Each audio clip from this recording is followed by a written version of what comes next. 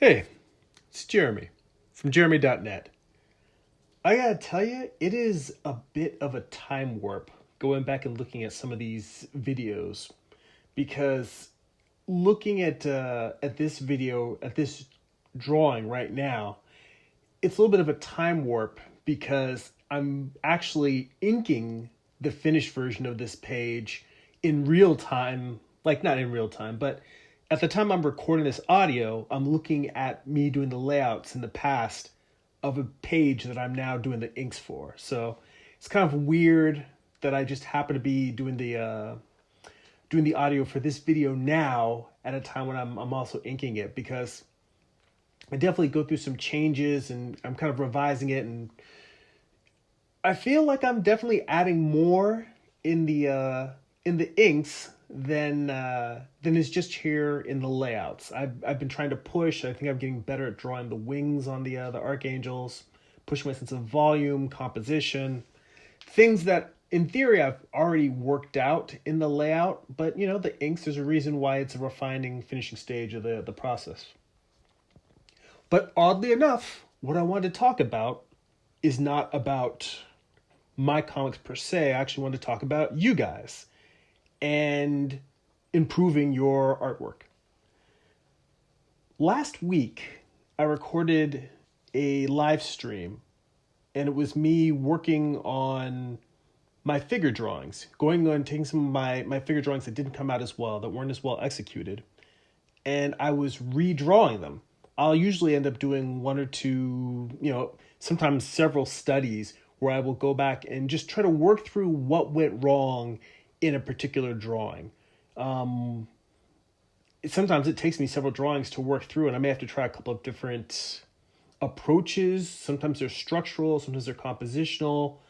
Sometimes it's just anatomical details that I'm getting wrong, and I'll have to pull out some reference, maybe an anatomy book or a skull or a skeleton, whatever I need to look at to figure out what's going on and what's wrong with it. But this got me thinking about the art of self-critique. I will say that over the number of years I've been doing figure drawing consistently, and it's probably been over a decade now at this point, one of the things that has helped me improve the most is going back and redrawing my work and analyzing it and figuring out what's wrong. And part of what's helped with that is, of course, being in class and having instructors. Particularly, I've been studying with Carl Ganass for several years, and having him come over and draw over my drawings, having him come in and just listen to his lectures and him explaining how form and volume, lighting, structure, anatomy, proportion, how all these things work and interrelate with each other and help to express whatever it is that you're visually trying to tell, whatever you're trying to say. But I also get the sense, or at least what made me think about it specifically, was doing the video last week where I was going through and I was critiquing my own work. And some of the questions that came up and that were discussed made me think about the fact that I think a lot of artists may feel that their work isn't where they want it to be, but they're not sure how to get better. And learning to self-critique your work is probably one of the most important skills that you can learn. And actually, it occurred to me a good way to shortcut it. And for that, I'm going to put some links in the description of this video, because I'm actually going to turn you away from my channel and to two other YouTubers. Or well, actually, I guess really it'll be three other YouTubes, or two other YouTube channels. And the first one I think I've mentioned in the past is Proko's channel, Stan Prokopenko. As far as instruction that's available online on YouTube, I think his channel is probably one of, if not the finest channel for teaching artists to draw. And even though he has, paid courses that you can sign up for, the amount of knowledge and information that he has put on his channel just for free is invaluable. And I don't necessarily have time to watch every single video that he has, but I've watched many of them, and he's one of those instructors who, if I'm having trouble with something and it isn't something that I can immediately talk to my instructor in class, and I look up the problems and I don't quite see what I'm looking for, his channel is probably one of the first ones I'll go to and look up a particular issue just to see him and how he describes things and works through them.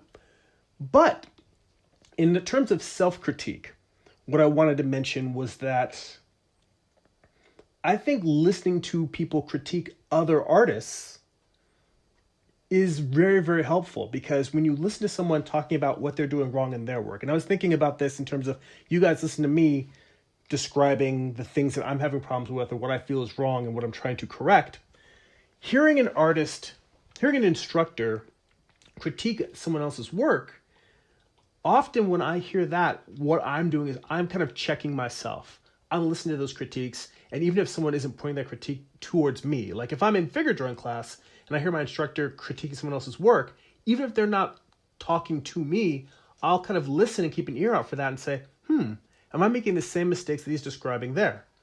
Because my whole thing is, you don't have to make the same mistakes someone else is making in order to learn from them. Or rather, I can listen to those mistakes being corrected and say, hey, even though no one has come over and corrected those mistakes with me, am I making those mistakes? Can I learn from them? So I'm going to put a link to, there's a whole playlist that Proko created just of his critiques. And I feel like it's actually probably a valuable thing to put on and just have it playing in the background. Just listen to the audio while you're working on whatever you're working on. Because when you hear him calling out specific mistakes with anatomy, with volume, with structure, perspective, whatever they are, you can say to yourself while you're working, am I making these same mistakes? Because that's kind of how my whole self-critique process works. I'm always asking myself, am I making these mistakes? And the other channel that I'll point you to is One Fantastic Week. Sam Flegel and Pete Moorbacher used to do a series called the Critcasts. And they didn't really enjoy doing the critiques that much, and they don't do them anymore. But there's several videos up on the YouTube channel, and they still have a playlist for it. And with their videos, they're more of doing portfolio reviews for fantasy artists. It was just something they would do for their community, because a lot of the people that worked there wanted to work for Magic the Gathering, Wizards of the Coast, or various RPG games, or concept art games, or video game companies. And being that they'd had a lot of experience in terms of dealing with that kind of work, they knew what should go in a portfolio for that kind of work. So it's a little bit different than, say, comic book work or figure drawing work, but I think it is good to hear them and the descriptions, the kind of critiques that they give to people, because it always gives you a chance to think about, well, what am I doing? Why am I doing it? How can I be doing it better? And by hearing the critiques that he's giving, that these people, both Proko and the One Fantastic Week YouTube channel, hearing the critiques that they're giving, you can always ask yourself, am I making these mistakes? And then you can start applying knowledge from figure drawing classes, from doing study in books, getting reference, to start saying, all right, how do I draw these things better? How do I eliminate these mistakes that I'm making? I also realized I should mention here something a little bit different and interesting. Going back now, or returning to the actual layouts and the drawings, this is a page that I also am just recently starting to ink. And as you can see from the earlier part of the video, I was drawing one version of it, and then I took some photo reference with where I posed my little figure and took a picture of it, because the pose that I had just wasn't quite right. So I kind of worked through, and this is, again, one of the things where this issue 7 of Morningstar is taking me a lot longer, but that's because I'm spending more time looking at things and trying to catch things that are wrong and saying, how can they be better? And it's very funny. It all kind of ties together. The whole reason why I share my figure drawing studies is because I feel like figure drawing has helped me become a better comic book artist.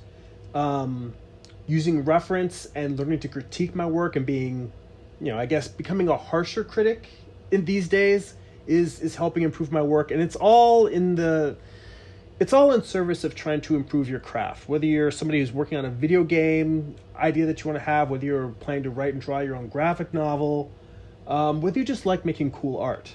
The idea of looking at all the tools available to help you improve your work, to push yourself and grow. And now, like, the fact that I'm like taking these little figures and posing them in the poses that I want for the composition based on my rough sketches, and having those there to compare and try and push them, because even with this one, the little figure doesn't stretch as much as the character stretches that I'm drawing them right now. So, you know, reference is just a starting point. You definitely have to push it in order to get the feel that you want. It's just a starting point to help you get your proportions down and get your sense of structure. Thanks for watching. If you enjoy these videos, please like and share them. Don't forget to click the subscribe button. You can sign up for my weekly newsletter to get a free digital comic at newsletter.jeremy.net. That's newsletter.germi.net. Also, visit my main website, jeremy.net, where you can buy my comic books, art prints, and more. There's also links to my Instagram, Twitter, and other social media accounts. That's it for now. Go be creative.